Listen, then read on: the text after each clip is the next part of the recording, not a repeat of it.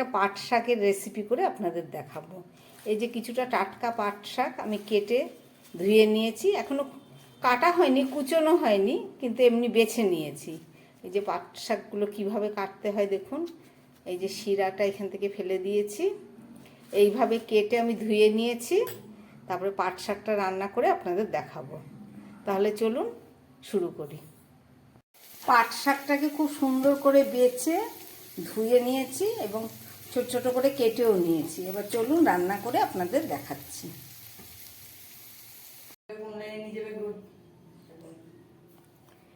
পাট শাকটা রান্না করার জন্য আমি একটা কড়াই বসিয়ে দিয়েছি। কড়াইটা গরম হয়ে গেছে, তার মধ্যে আমি কিছুটা সর্ষের তেল দিয়ে দিচ্ছি।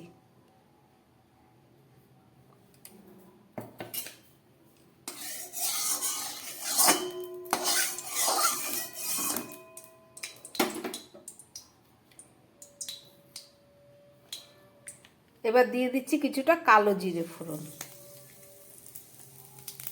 আর সঙ্গে দিয়ে দিচ্ছি 4 কোয়া রসুন।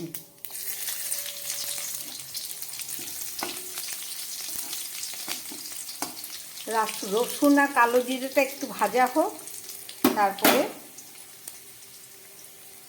দিয়ে দিচ্ছি ছোট একটা পেঁয়াজ,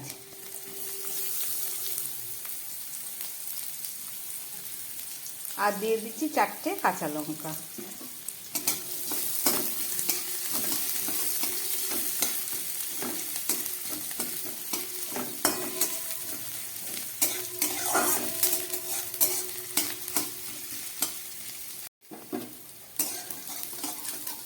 রসুন আর পেঁয়াজটা খুব ভালোভাবে ভেজে নিলাম। এবার চলুন এর মধ্যে কেটে রাখা পাট শাকগুলো দিয়ে দিচ্ছি।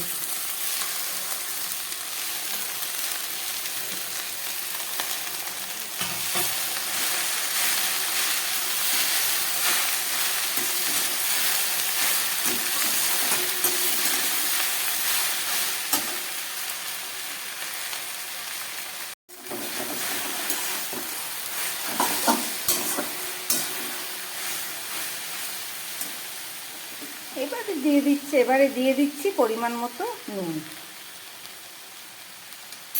আর দিয়ে দেবো খুব সামান্য একটু হলুদ।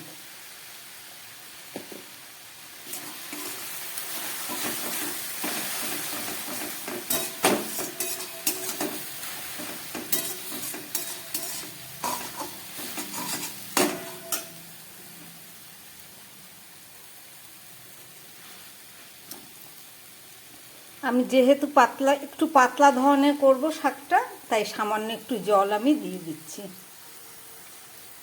একদম শুকনো ভাজা করব না, একটু গায়ে মাখা থাকবে।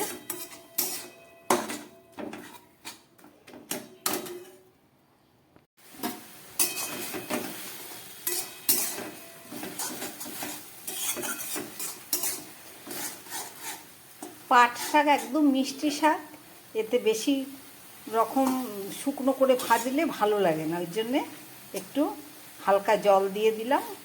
এবার গ্যাসটাকে কমিয়ে আমি একটা ঢাকা দিয়ে দিচ্ছি। 2 মিনিটের মতো রান্না হোক, তারপরে ফেরত এসে আবার দেখাচ্ছি।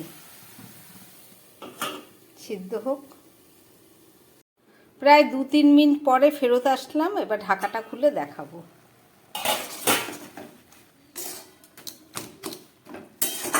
গ্যাসটা একদম কমিয়ে প্রায় 3 মিনিটের মতো রান্না করলাম।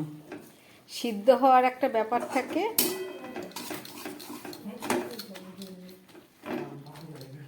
একটু ঝোল আছে। আমি এবার গ্যাসটা বন্ধ করে ঢাকা দিয়ে দেব। আপনারা রেসিপিটা দেখলেন, আশা করি আপনাদের ভালো লেগেছে। এবার আমি গ্যাসটা বন্ধ করে ঢাকা দিয়ে দিচ্ছি।